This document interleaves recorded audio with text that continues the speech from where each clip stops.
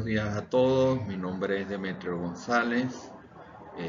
Soy un alumno del módulo 6 de la componente docente. Este módulo versa sobre la planificación de la instrucción y en esta presentación voy a dar ciertas nociones básicas sobre lo que son los paradigmas de la instrucción. Primero que nada, al abordar cualquier tema, debe haber un marco teórico que permita interpretar el problema, pues. En este caso, hay dos conceptos teóricos que tenemos que tener en cuenta. El primero, tenemos que definir qué es un paradigma. Y el segundo, ya lo veremos después, tendríamos que hablar sobre qué es la instrucción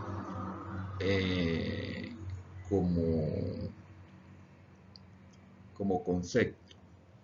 Viendo esta lámina, el paradigma no es más que un modelo de ver la realidad y que busca dar respuestas bajo un basamento teórico y resolver un problema del plano, bien sea científico, social o cotidiano.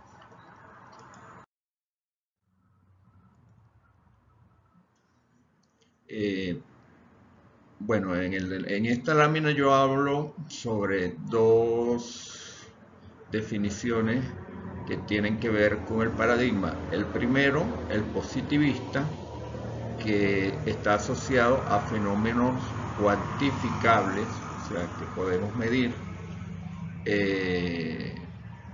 Se aplica más al ámbito científico. Y el paradigma interpretativo, que se aplica a los fenómenos sociales, no es cuantificable, pero sí busca hacer, hago la analogía con la fotografía, de los fenómenos para así comprenderlos, fenómenos en este caso sociales, para así comprenderlos y dar soluciones. Esta lámina de ejemplos de paradigma contrasta la concepción del universo en dos épocas distintas del conocimiento humano. Por un lado, vemos que hace siglos atrás, según la mecánica cuántica de Newton, como vemos en la columna izquierda, el universo funciona como un ente predecible, regido por leyes matemáticas, que abordan, y así se abordan los conceptos como el espacio, tiempo y la gravedad. Hubo un lapso de tiempo donde este paradigma fue aceptado universalmente y durante el siglo XX el físico Albert Einstein menciona y formula una tesis donde ya el universo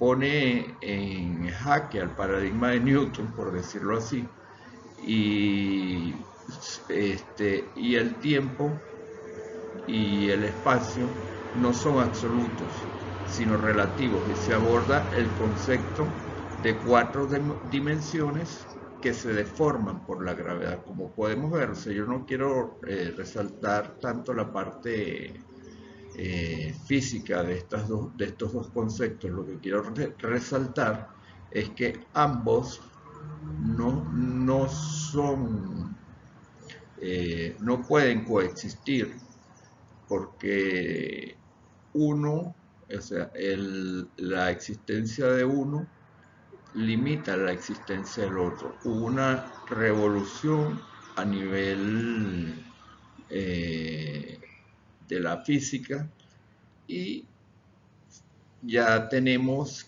que la relatividad, el concepto que expone, que formula Albert Einstein, es lo que es aceptado hasta finales del siglo XX. Incluso ya hay paradigmas más modernos, más modernos en esta área del entendimiento humano como es la física. En cuanto a haciendo esta investigación para hacer esta presentación, me consigo con la formulación de un físico que se llama Thomas Kuhn. Él expone que el progreso humano no es lineal. O sea, hablar lineal en términos matemáticos es algo que está bien definido, pues, o sea, es un concepto, sino que avanza mediante revoluciones intelectuales. Eso lo vimos un poco en la lámina anterior. Hay una revolución intelectual y se aceptan nuevos paradigmas. Los cambios de paradigma en el tiempo. Un paradigma ocurre cuando una comunidad adopta o reemplaza los preceptos anteriores. Es de considerar que existen excepciones, por lo menos en este caso, cuando se formuló esta investigación para llegar a esta presentación, existen excepciones, pues pueden coexistir diversos paradigmas, que fue lo que yo entendí al final de la presentación. Será expuesto eh, eh, con más claridad para lo que son los paradigmas en la instrucción. Como habíamos dicho al comienzo, la instrucción debe ser definida claramente como concepto. Y la instrucción se refiere a acciones que desean crear o que desencadenan nuevas habilidades que sean aplicables por los individuos interesados en adquirirlo. Estas nuevas habilidades normalmente al hablar de educación son habilidades cognitivas, habilidades que nos ayudan a resolver problemas o a ver o a enfocar y resolver problemas de manera que no lo sabíamos hacer. La instrucción en el ámbito educativo. La educación, a diferencia de la instrucción, se dirige a la adquisición y formación de valores. Aparte, otra diferencia que lo diferencia de lo que es el concepto de instrucción.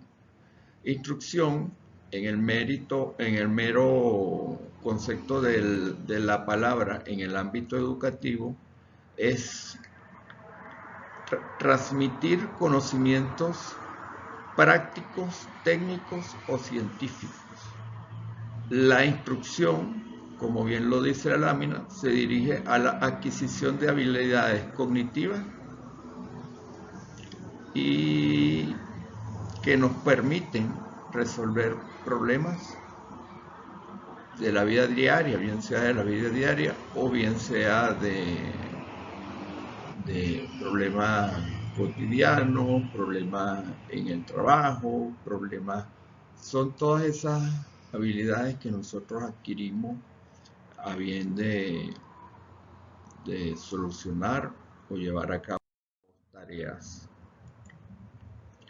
Los paradigmas de la instrucción.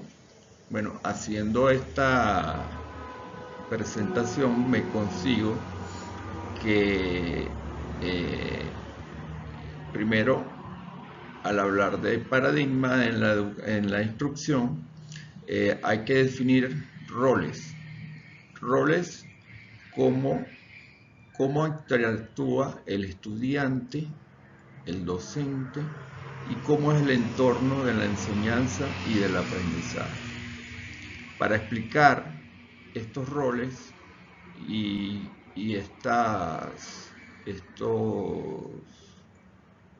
cómo evaluar cómo se lleva a cabo el proceso de transferencia de conocimiento, existen básicamente 4 paradigmas. Aquí los enuncio en esta lámina: paradigma conductista, paradigma cognitivo, paradigma psicogenético y paradigma humanista. Cada uno de ellos a lo largo de la historia ha ido tomando preponderancia y vamos desde el paradigma conductista hasta los 2 últimos paradigmas, que son los más modernos, que son el psicogenético y el humanista. Bueno, vamos a seguir adelante en nuestra búsqueda de información y en nuestra definición de cada uno de estos paradigmas y cómo actúan los roles del docente, del aprendiz y cómo debe ser su actuación en el aula. Según el paradigma conductista, se busca medir, el concepto clave es estímulo-respuesta. El profesor es la figura central. Él diseña los objetivos, entrega los contenidos y controla los aciertos o desaciertos. Esto es el enfoque clásico del paradigma conductista, y en el caso del estudiante, él tiene un papel pasivo. Recibe la información, memoriza, hagamos una énfasis en esa palabra, que él se premia a la memorización de datos y repite la conducta esperada por el profesor. Vamos a ver cómo sucede esto en el aula. En el aula existen 2 formas de reforzar la actitud del alumno. Por un lado, es dar puntos o elogios cuando se hace bien una tarea. Por el otro, quitar puntos para moderar una conducta mala, pues. La instrucción programada. Se divide la materia en partes muy pequeñas y fáciles de ir aprendiendo paso a paso. Prosiguiendo con los paradigmas, nos encontramos que el próximo paso, nuestra próxima parada, lo hacemos en el paradigma cognitivo. Ya el paradigma cognitivo busca ver cómo el cerebro humano procesa la información y da prioridades a la percepción, la memoria, la inteligencia y el lenguaje. Sus principales pilares son la formación de la mente humana. Se asemeja o se puede hacer una semejanza al sistema informático, un subsistema informático que almacena y utiliza datos para construir nuevo conocimiento. La construcción del conocimiento. Ocurre cuando la nueva información con conocimientos previos generan un aprendizaje. El último concepto que yo expongo, que se expone, perdón, es la metacognición, que es una capacidad de ser consciente de los propios procesos de aprendizaje y autorregulados. Sigamos un poco. El paradigma cognitivo en el aula. Okay. Por un lado tenemos el rol del estudiante. Ya el estudiante deja de ser un ente que memoriza y se convierte más en un ente que es capaz de almacenar información basado en conocimientos previos. El rol del docente, por su parte, es más de premiar, más que premiar o no premiar al estudiante con puntuación. Su función es enseñar estrategias de aprendizaje y fomentar la autorregulación. Evaluación no busca medir, como ya lo había dicho previamente, solo la memorización de datos, sino los procesos mentales del alumno, cómo aprende, cómo analiza y cómo resuelve. Por otro lado, es común encontrar como estrategias didácticas el uso de mapas conceptuales, resolución de casos prácticos, etc. Paradigma psicogenético. Esta teoría está basada o formulada en los estudios del educador Jean Piaget. No pretendo en una lámina expresar toda esta teoría, es solo un tips, digámoslo así. Se postula el aprendizaje como un proceso de construcción activa y constante, donde el estudiante interactúa con su entorno. El conocimiento se plantea que la inteligencia evoluciona mediante dos procesos biológicos. Esta es la parte más interesante, ¿no? Que me pareció a mí más interesante, que es la asimilación, que está ligada a la incorporación de nueva información, y la acomodación, ajusta la mente a esa información. Estos dos procesos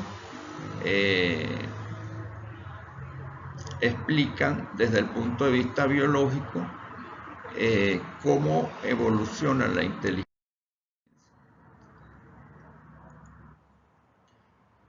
En el aula, ya el actor del alumno toma más preponderancia, ya es un constructor activo de su propio conocimiento. El docente actúa como un guía o facilitador. Ya su función, a diferencia del primer paradigma que exponemos, no es promover las capacidades del alumno, en promover las capacidades del alumno y potenciar su autonomía intelectual y moral. El aprendizaje debe ajustarse al nivel de desarrollo cognitivo de cada estudiante. Esto debe ser que yo entiendo por esta frase que el aprendizaje debe estar en concordancia con el público que va a recibir el mensaje. Y la evaluación se centra en analizar los procesos de razonamiento del alumno. Al haber un razonamiento, intrínsecamente pienso yo que hay un proceso de aprendizaje. Y al igual que el anterior paradigma, esto va más allá de medir resultados cuantitativos. Sigamos adelante. Paradigma humanista, que es el último paradigma y el que considero que es el más moderno también. Este paradigma concibe al alumno como un ser único, con iniciativa y potencial para su crecimiento. El docente actúa como un facilitador que fomenta el aprendizaje vivencial. Ya ves cómo va cambiando un poco se integra lo cognitivo con lo emocional y se logra la autorrealización del estudiante. Para entender cómo este enfoque transforma la dinámica tradicional del aula en una experiencia de aprendizaje significativo. Quiero hacer un punto y aparte en este último tema y sí me llama la atención y quiero hacer la analogía de que esto es un poco lo que estamos haciendo en el aula virtual con los estudios de componente educativa. Siento que estamos trabajando con un paradigma humanista y tal vez con el psicogenético. Son los dos paradigmas que aplicamos en nuestro aprendizaje en el aula, ya no simplemente física, sino virtual, con ciertos conceptos que se han ido agregando con el pasar del tiempo en nuestro proceso de aprendizaje. Aprendizaje. Los contenidos se conectan con los entusiasmos. Se busca que a medida que vamos avanzando, el entusiasmo de cada uno de nosotros potencia el contenido. Se trata de potenciar con los entusiasmos la resolución de problemas reales y el contexto de cada alumno. Esto calza perfectamente para mí en lo que es el tema de la andragogía. La educación emocional se da prioridad a las habilidades socioemocionales y al desarrollo moral, creando un entorno seguro. Autonomía. Se estimula la libertad de elección del estudiante para explorar temas según su propio ritmo de interés. El docente como modelo. El profesor ejerce desde la autenticidad y el respeto y reconociendo el valor individual de cada aprendiz. Okay. Hemos llegado a la etapa de conclusiones sobre los paradigmas educativos. Yo veo tres grandes grupos o tres conclusiones. Permítanme sugerirle que los lean. Para mí el más importante es el segundo, que dice que actualmente coexisten estos cuatro paradigmas y simultáneamente tratan de hacer al alumno un sujeto activo mediante cualquiera de estos cuatro enfoques. A diferencia de cuando hablábamos de los paradigmas en el área de la física, del entendimiento del universo como tal, es posible que coexistan estas cuatro visiones de la instrucción al hablar de la educación.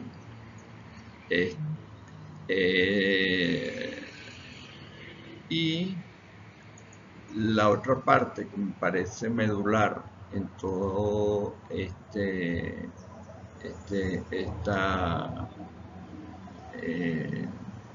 presentación es que a lo largo del tiempo partiendo desde el conductista hasta llegar al humanista. Los paradigmas han evolucionado, pasando de un concepto que habla sobre una enseñanza memorística hacia un enfoque humanista, donde ya se enfoca en que el propio ser o el propio aprendiz busca, mediante formas de investigación, que ya hay muchas formas de acceder a la información, busca nuevas informaciones para ir agregando en su abanico de posibilidades para acceder a digamos, nuevas habilidades que lo ayudan en el día a día. En este caso, como pretendemos en la componente docente, en el día a día que nos tocará enfrentar como futuros docentes